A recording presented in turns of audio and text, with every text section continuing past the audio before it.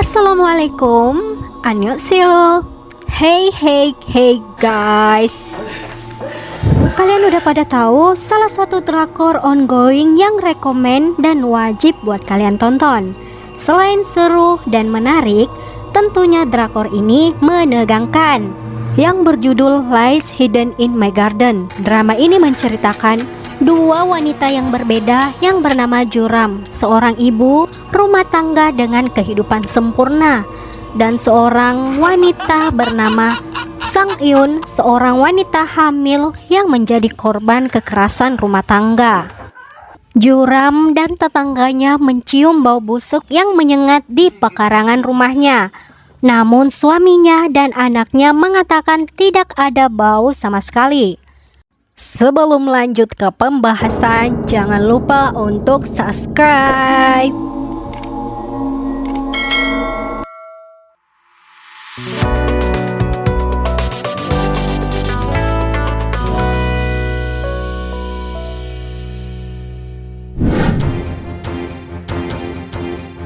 Di awal episode, Juram yang sering mendengar suara misterius dan pintu yang didobrak-dobrak di lantai atas, memberanikan diri menaiki tangga satu persatu.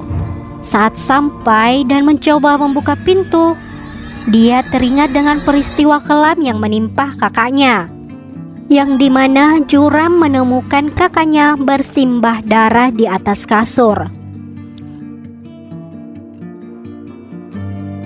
Kejadian tersebut pun berimbas pada kondisi psikologisnya.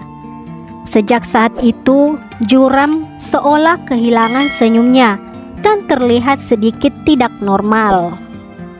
Suara misterius yang didengar Juram dianggap bagian dari halusinasi oleh suaminya. Ia bernama Park Jae-ho. Juram terus mencium bau busuk. Dari jendela, tatapannya hanya fokus pada satu titik dari pekarangan rumahnya yang luas. Saat ia mengatakannya pada suaminya, anehnya suaminya dan anaknya tak mencium bau busuk tersebut. Karena Juram terus-menerus mencium bau busuk, ia kembali bertanya pada suaminya. Lagi-lagi suaminya mengatakan bahwa mungkin itu bau pupuk. Kata suaminya, Juram pernah menyuruhnya membelikan pupuk. Juram yang kebingungan memilih untuk diam. Dan hal ini membuat Juram semakin cemas dan bingung di waktu yang bersamaan. Malam hari, tetangga baru Juram mendatangi rumahnya. Ia memencet bel dan yang menjawab adalah suaminya. Ia menyuruh tetangga tersebut untuk datang di siang hari karena ini sudah malam. Dan saat akan pulang, tetangganya tersebut mencium bau busuk dan mengatakan, "Bau busuk apa ini?" Juram yang mendengarnya dibuat heran. Pagi harinya, Juram mendatangi rumah tetangga barunya yang bernama Haeso. Tapi Juram tidak mengatakan apapun dan ia pun beranjak pergi. Namun Haeso menanyakan bau apa itu yang kemarin, dan Juram mengatakan bau pupuk. Haeso merasa heran karena ia merasa itu bukanlah bau pupuk. Juram pun pulang dan menggali pekarangan rumahnya tempat asal bau tersebut. Ia terus menggali dan menemukan potongan tangan. Juram dibuat syok dan kaget. Ia lalu menelpon suaminya. Saat suaminya pulang, ia pergi melihat dan menggalinya. Namun ternyata itu hanyalah sarung tangan. Juram pun dibuat bingung karena jelas-jelas ia melihat tangan saat menggalinya. Namun ia kembali ditenangkan oleh suaminya. Di sisi lain ada Sang Eun, seorang istri yang jadi korban kekerasan dalam rumah tangga oleh suaminya, Jae-rim. Sang Eun terus-menerus diperlakukan kasar oleh suaminya di tengah kondisinya yang sedang hamil 5 bulan. Tapi Sang Eun tidak bodoh, ia diam-diam mengumpulkan bukti perlakuan jahat suaminya. Selain merekam perbuatan suaminya, ia juga memfoto bekas lebam di seluruh badannya.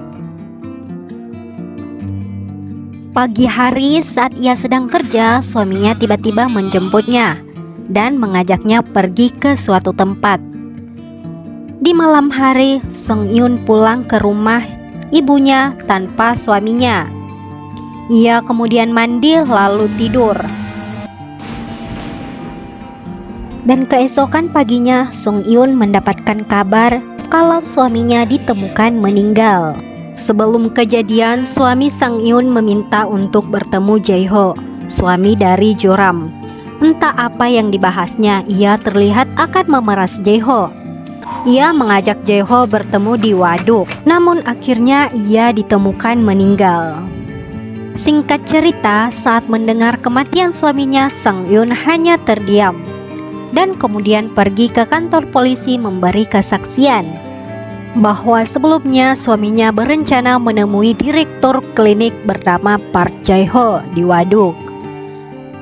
Dan selepas memberi kesaksian, Sang Yun bukannya pulang ke rumah untuk berduka, ia malah memilih pergi ke sebuah kedai makan. Di sana dia makan sangat lahap, seperti orang yang belum pernah makan selama berhari-hari. Tak ada kesedihan yang terlihat di wajah Sang Yun atas meninggalnya suaminya. Ia malah terlihat seperti telah menantikan kematian suaminya.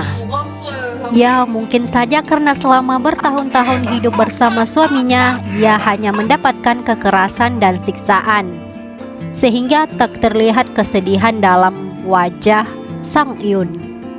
Saat berada di rumah duka suaminya, Sang Yun hanya menatap foto suaminya. Dan tiba-tiba ia bergegas pergi dan membuka tasnya, lalu mengambil HP yang sempat ia temukan di mobil suaminya. HP tersebut terlihat seperti milik seorang wanita remaja. Mungkinkah suami Sang Yun selingkuh? Semua masih jadi misteri. Lalu ia membuka HP tersebut dan menemukan hal yang dapat mengubah hidupnya. Di sisi lain, Jae-ho didatangi polisi atas kematian suami Sung Yun. Ia diminta ke kantor polisi untuk dimintai keterangan. Saat Jae-ho telah pergi bersama dengan polisi, Joram kaget. Dia pun jatuh pingsan. Saat bangun, ia melihat Hae-soo ada di rumahnya. Dan Hae-soo pun menjelaskan bahwa Sung Jae anaknya lah yang meminta tolong padanya untuk membantunya. Hae-soo kemudian mengatakan tidak ada bau sama sekali di rumah ini, pasti sudah dibersihkan. Namun Joram tiba-tiba meminta Hae-soo untuk pulang karena alasan ia ingin istirahat. Singkat cerita, Joram yang merasa ada keanehan dan kejanggalan yang terjadi mulai mencari tahu sendiri.